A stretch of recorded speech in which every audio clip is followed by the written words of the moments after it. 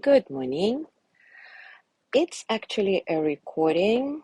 I decided to do 3 recordings for today, which is Friday, Saturday, and Sunday, as I am going to be acclimating to New York and driving to Canada.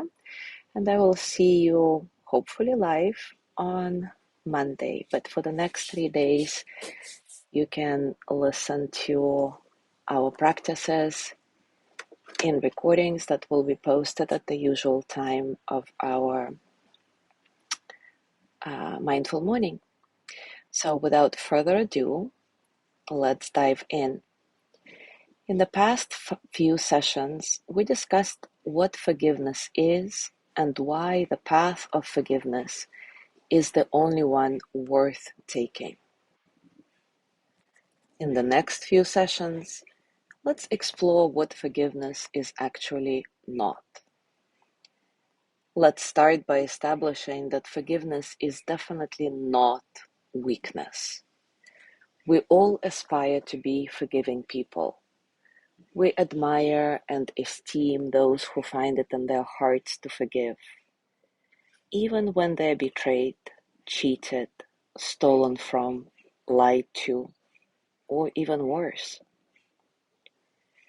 The parents who forgive the person who murdered their child inspire us in something like awe. The woman who can forgive her rapist seems like a special kind of courage. A man forgives the people who tortured him brutally, and we think his deed heroic. Do we see these people and these acts and think those who forgive are weak? We certainly don't. Forgiveness is not weak. Forgiveness is not passive. It is not for the faint of heart. Forgiving doesn't mean being spineless, nor does it mean one doesn't get angry. You can get angry and be compassionate and forgiving. Those are not mutually exclusive. Desmond Tutu illustrates it with this story. Bishop Malusi, I cannot pronounce the name, but it's okay, let's not. Bishop Malusi, arrested as an anti-apartheid activist, endured excruciating physical torture at the hands of the South African police. He experienced renewed commitment to anti-apartheid work. He was angry, yes, but he did not work out of thirst for revenge. He said that in the midst of his torture, he had an astonishing insight. Those people are losing their humanity, and we have to help them recover it. It is a remarkable feat to be able to see past the inhumanity of the behavior and recognize the humanity of the person committing the atrocious acts. And this is certainly not weakness.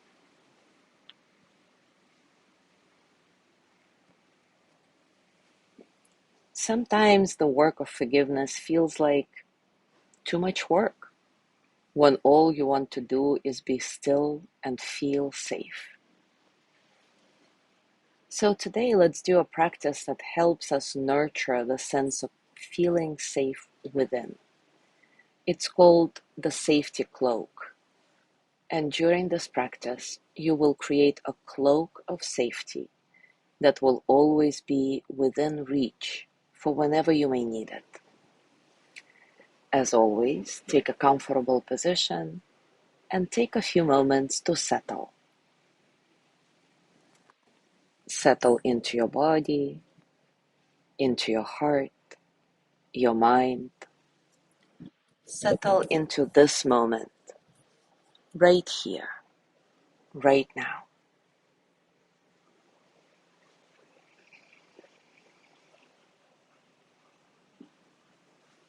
Allow your breath to be easy and natural,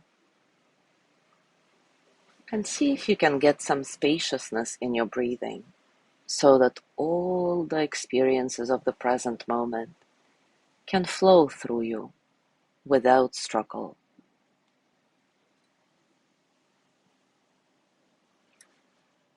When you have settled into the rhythm of your breath, allow yourself to feel a cloak of safety surrounding you like a fabric.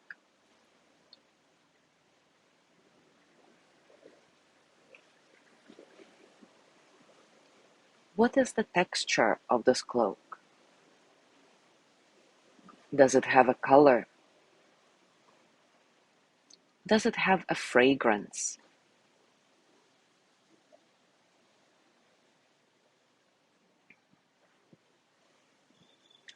Settle into this cloak comfortably. Feel cozy in it. Does it feel warm or cool?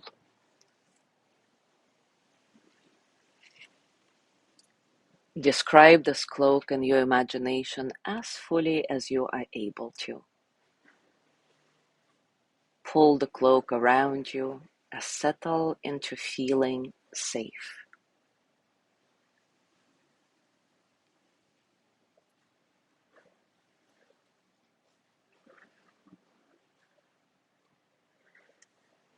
And let's take a few moments to explore all the sensations of safety within you.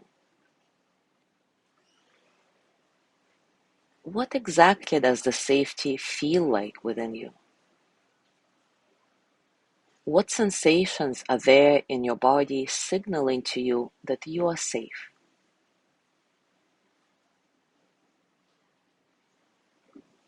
How does safety feel in your heart, in your mind, in your breath?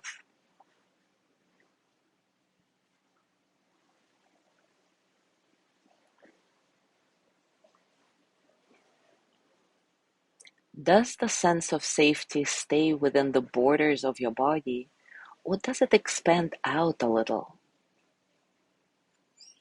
How far out?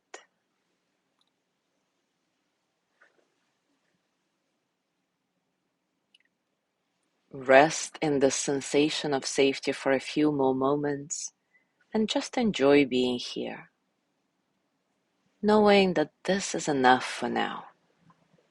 There is nothing else you need to do.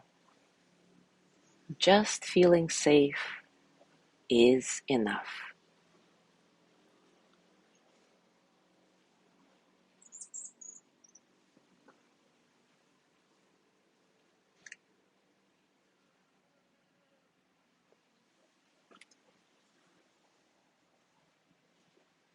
And now place your hands on your heart and thank you for this powerful work you've just done.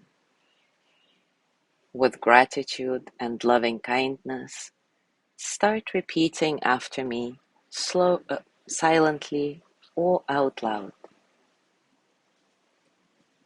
May I be filled with loving kindness. May I be well in body and mind.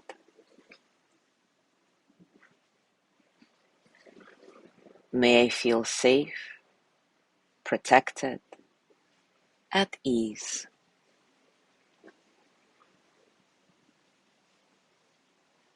May I know deep, natural peace.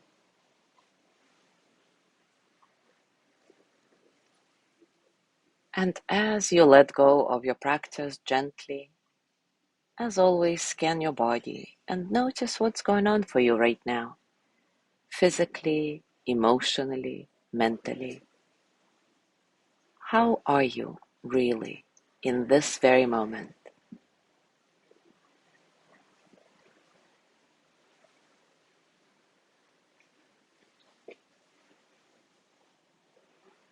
As you go through your day today, I invite you to contemplate all the signals of feeling safe that you discovered in the practice today. If you're keeping a forgiveness journal, jot them down. And remember, whenever you feel the need for this cloak of safety, you can just reach for it and enjoy a few moments of peace, nurturing safety within you. Thank you so much for being here today. Have a gorgeous day. And tomorrow, although I won't be live, watch for another recording that will continue the discussion of what forgiveness is not.